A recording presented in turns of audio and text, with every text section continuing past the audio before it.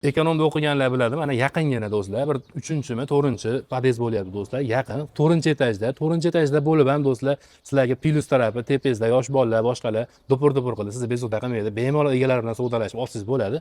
Xonadon juda ham arzon narxda, chunki remontini o'ziga ham hazilakam pul tiqib qo'yilmagan. Bu xonadonni o'ziga bitta kobalt puli ketgan, hozir do'stim zo'r qilib beradi. Elektr montajni qaranglar do'stlar. Shoshayotgan bo'lsalar shu joydan o'chirasizlar, общий xonadonni sveti o'chadi, faqat ariston bilan xolodilnikdan tashqari buni o'zlaring ruchnoy o'chirasizlar.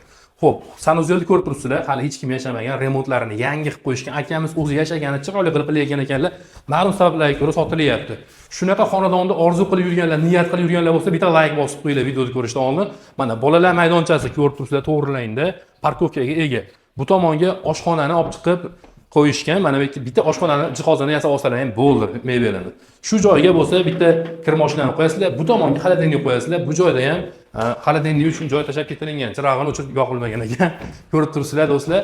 Bu tomonga chiqqanlarida yana bir ikkita xonasi bor do'stlar, skvoznoyda bo'lyapti. Temurning sizlarga ikkita parkovka, ikkita bolalar maydonchasi do'stlar mana. Romlarni ham maxsusidan qo'yib qo'yilgan. Gaz, suv, svetdan muammo yo'q. Qishda atapleniya bilan isiydi, issiq suv kelgan bu joylarga. Bu tomonda mana spalni bo'lyapti. Remontini ham azobga tegmaydigan remontlardan qilib qo'yilgan do'stlar.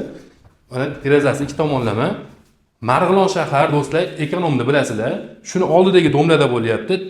Tinchlik 161-dom, 38-kvartira. Narxi ham eng qiziq 38 ming, juda arzon. Ozgina kelishadigan joyi bor. Bosib oringlar, ekranda egalarining raqami turibdi. Bemalol bog'lanib savdo qilsalar ham bo'ladi.